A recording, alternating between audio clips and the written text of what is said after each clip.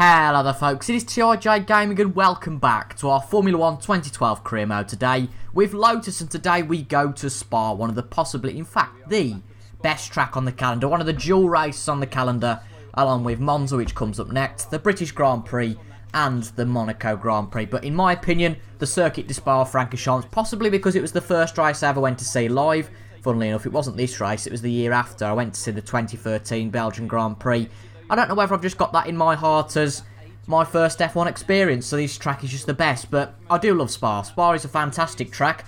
Probably not the best car model in this at the moment, I have to say the HRT, but it's a really nice track, combines straights, corners, really tricky corners, and some really long straights, so we need something that, as it says in the description here, we've got high speed, but also to make sure we can get into the corners. Also noted there about the changeable weather conditions. Spa, a track that, as we saw in 1998, had heavy rain, but in this 2012 race there was enough controversy about Lotus actually when Romain Grosjean hit Lewis Hamilton and caused a massive pile-up at the first corner, and Maldonado had a jump start. I can relive the commentary from Ben Edwards now. Maldonado shooting through and we think he's got a jump start, and Grosjean goes over the top of Alonso, and that is a race that, if you've never watched it before, I would completely go and recommend you go watch that. But let's just pretend that race never happened. This is the 2012 Formula 1 Shell Grand Prix of Belgium, and this is the Spa Grand Prix. Just a little reminder of what happened last time out then in Hungary. We managed to get pole, but we're down to 5th place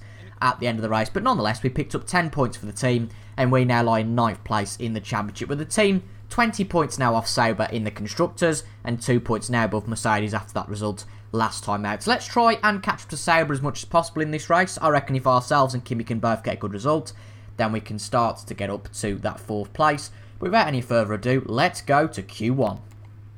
Well, the team seems to feel we've got the pace in this session, so we can go out on primes. That's exactly what we've done. I have to say, this car feels a bit weird. I haven't played F1 2012 for a few days, so it's going to take a few laps to get used to again.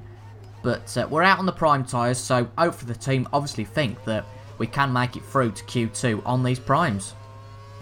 Well, we did set our bank lap a little bit earlier. We set our first bank lap, which was a 156 something. Basically, the only reason that is because we backed out ridiculously early. To be honest, there was a few mistakes on that lap, but this lap has been a hell of a lot better, and hopefully we can get around the last corner and make it a good one.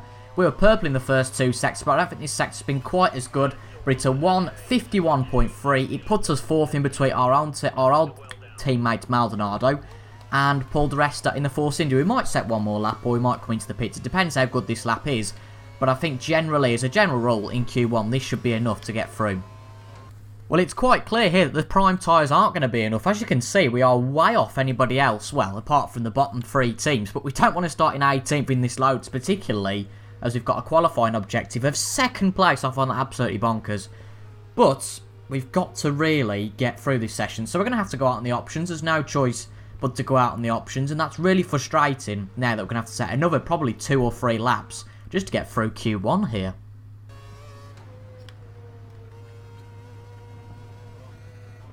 Oh no, that's that lap ruined. Just got onto the curb there at Pouhon, and it ran us massively wide, and oh dear, that just puts even more pressure on. Look at the time we've got left now, probably really only time for 2 more laps in this session, and we could be after getting pole position in the last race out in Q1. I just can't find the pace in this car.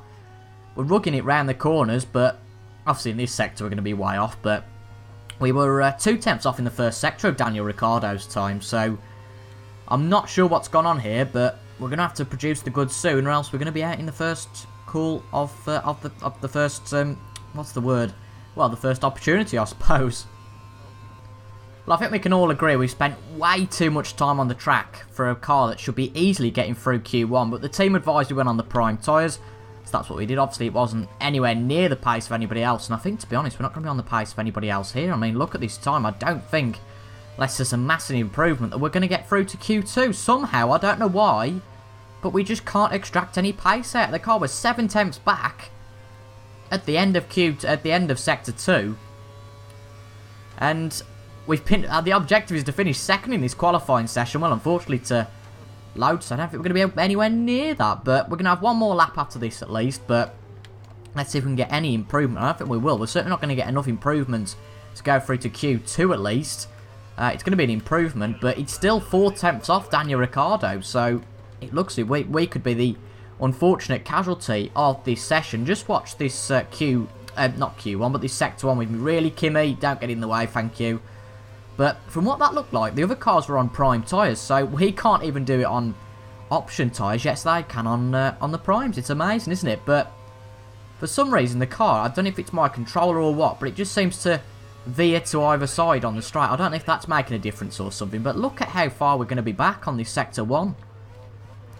I mean, we're a 10th off our personal best, and we're half a second off. Are we losing it just all in Sector 1? And as you can see, I'm pushing it quite a bit round these corners. We've got minimal fuel.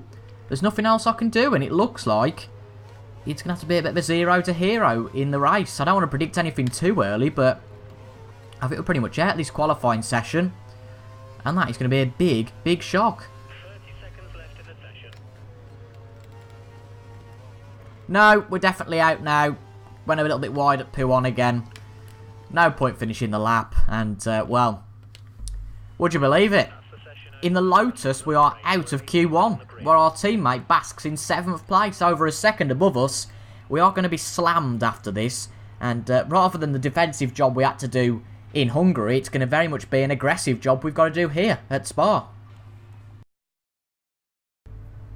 The objective is for us to finish 7th this race. We qualified 18th. Can we do it? It's a tough ask, but I think we can do it. Obviously, Kimi didn't finish that far above, so I'd say, is that 12th place for Raikkonen there? But I did notice there was a Sauber and a Mercedes both in the top 6, which really doesn't mean anything good for us. Maldona's a long way back compared to where he was in the real-life race, but for the Belgian Grand Prix, we are away in the Lotus. A good start from us, quite a poor one from Di Resta. Maldonado trying to sniff it up the inside, and we're going to take the outside line here. Oh, probably not the best line to take. Try and cut it into the inside. Oh, wow, look at this. A few of the back markers have got past us there. We tried to shrug off Heikki Kovalainen, but amazingly he got through, and Charles Pick in the Marussia has managed to get past both of us. Well, there's no way through there. I mean, we can't take that flat at all, but Maldonado down to 20th at the start. We can get quite a good run here, though, however, because as you can see, the bottom cars have got absolutely no straight line speed at all. I mean, look at Charles Peak. How slow do you want to go? Blooming hell. But hopefully we can get on the out note car. Oh, we tapped Kovalainen there, but we're through, I think. Yeah, we are through Kovalainen, so let's focus on actually improving. To be fair, we haven't had a bad start. We've improved by 1 position somehow, and oh, we've gone very wide there. Not the best start, but we're going to have to start picking off some positions if we want to finish at least anyway in the top 10. 7th place is going to be tricky, but it's an uphill struggle, but hopefully there'll be a few trains that we can take advantage of. But it looks like our teammate is up and in the mix, which is always positive, and hopefully we can join him fairly soon. We've got a good run on Paul Di Resta here, going a little bit wide. Schumacher was compromised by Maldonado in front. We tap the back of Di Resta, but we get through before the corner. Sorry, it wasn't Maldonado, it was Senna. Leave a bit of space for Schumacher on the inside line. Is he going to cut us off? He's going to try to, but we've still got the inside for T1. Di Resta could come back into us here, but we've gained 2 places on the first lap. Di Resta's quite a way away actually now, so trying to keep it up the inside of Schumacher. He defends quite well, but we're going to have to go really tight into the corner. But we've got past Michael Schumacher. That's now 3 positions gained on the first lap. Can we get past Senna here? Schumacher and Di Resta going to scrap away, it seems, into the Eau Rouge and Radion complex, but that's very wide through there. But I don't think it makes any gain for us. Seems Senna's got the run on Ricciardo here. Can we get the run as well? Ricciardo, very poor straight line speed, and we sail past Daniel Ricciardo. Maybe our race pace better than our quali pace, but clearly our braking isn't that good because we just tapped the back of Bruno Senna. No problem though with any parts there, which is always positive. But of course, Sonny Senna's second race back. We replaced him at the start of the season, and he's replaced us again. Now we've moved to the Lotus team, but that's a Ferrari above. I can only guess it's Felipe Massa. I wouldn't say it would be a Fernando Alonso, but we're starting to be held up a little bit here by Bruno Senna, actually. But unless you've really got your wits about you, there's no way through in these tight sections. Can we actually take Poo on correctly this time? It's a very tricky corner to get right, but just about right there, I think. Nicely close to the apexes, all 4 of them. Yeah, decent run through there, and we're picking off positions, not that quickly albeit, but I think that our overall pace, bear in mind there's 11 laps in this race, there's over 25 minutes of racing to do. Hopefully our overall pace should shine through in the end. Well, there's a nice train build, and I think it's behind Kimi, to be honest. I wouldn't be surprised for 8th place, and we can take advantage of this here. The Ferrari of Massa, I'm going to guess, going for the position on Generic Vergne. Eau Rouge, that's never going to work. That's held up Senna. behind him. So hopefully we can A, get DRS, and B, get a good run on him.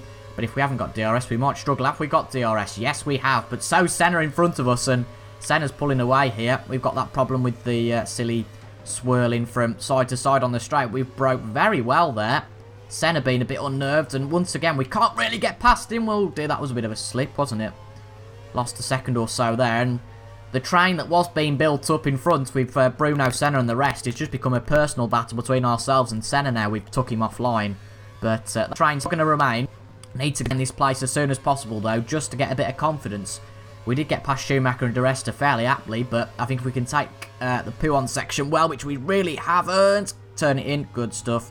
But because we were compromised by our braking there, Schumacher's right on the back of us, and Bruno Senna is starting to pull away here, and honestly, I don't think we've really got the race pace. I don't know why, whether it's the car, whether it's me, whether it's the setup. I'm usually quite good at Spa, but clearly today, the AI are up to the game. Well, we've had a much cleaner run list that. We're a little bit close to Senna now. Schumacher's right up our backside, granted, but we've saved a bit of fuel and caught up to Senna a little bit. Hopefully, coming up to the next DRS section, we should have more of a chance. Massa's preoccupied with the Toro Rosso above as well. That should help us out a little bit, but this braking zone is going to be crucial. So we've gone a little bit offline here so far, so we're going to try and get it turned in. It's a tight corner here, but we've done just about as well as possible. Hopefully not took Schumacher out in the process. But as you can see, it's going to be a much better lap than the last one. It's a 1:53.2, much better, and we might go for a dive at the inside on Senna here.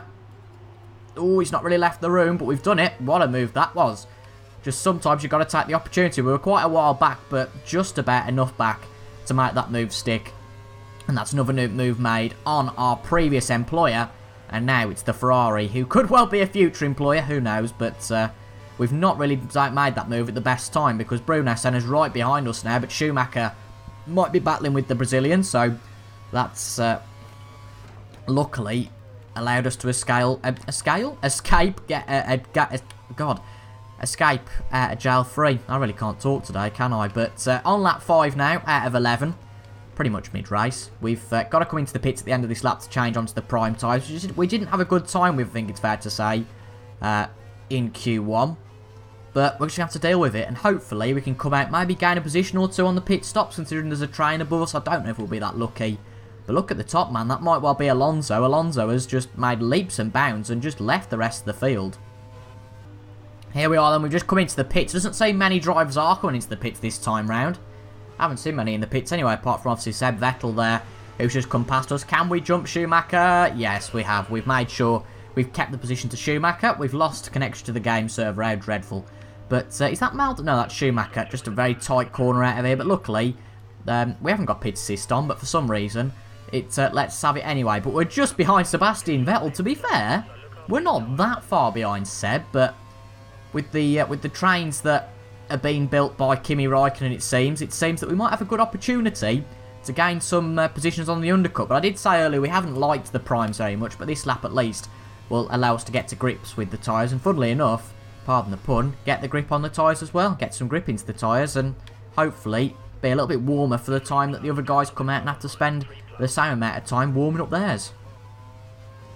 We're coming up to the last corner. Can we make any gains in this pit stop period? We don't want to go into neutral there, thank you. Get into this corner, get it turned in, get some good straight line speed out of it. Just focus on our own drive and let's see if we can gain anything in the pit stops. They're all coming out in a big gaggle at the moment, so maybe we could have made some gains, but it's not until I see it in the flesh that we're above someone else on track that we can prove this. But we have just got past Jean-Eric Vergne in the pit stops. We've jumped in, we've got a good run on Sergio Perez, so it seems the undercut has worked. We're going to dive past Perez at Eau Rouge there, but that's compromised our exit a little bit. We're a lot closer to Felipe Massa than we would have been. Are we going to get DRS on him here? I do wonder, but Massa's also got DRS, so we're not going to be helped out by that. But in the pit stops, we've certainly gained. We got past Vergne, we managed to get past Perez, albeit that was a move done on the track. But we are really close to Massa now. Massa trying to warm up his tyres, and we've found a new lease of life, it seems, on these tyres. Are we going to go for a dive at the inside? I'm not sure. No. Well, no, it's too late to make a move up the inside. We decided a little bit too late to make that move there. But the McLaren, I think of Hamilton, all the way out down in 8th place from a 2nd place start. That seems very bizarre, but we're keeping the pace with Massa here. We need to check our fuel. We haven't got exactly much in the way of an excess left now. But we're not great round Pouhon. As long as we make this corner nicely, we should be okay. We're in the pit stops. We've really made some good progress. Might it be time to make a dive this time? Oh, might be. No, there's not really enough room there. Massa defending quite well, but as I say, we found a new lease of life on these prime tyres, which the other guys, whether it's just because they've had a lap less, haven't been able to seem to do. Look how close getting to the back of Felipe Massa here. We're going to be able to dive up the inside, getting to the point for the first time.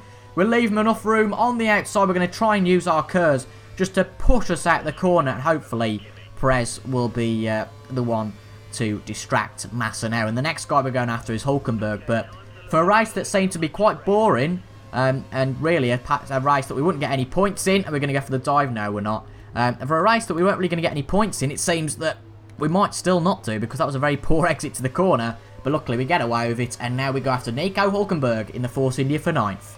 Actually, we might go for it here. Not going to cut away, so we got the inside.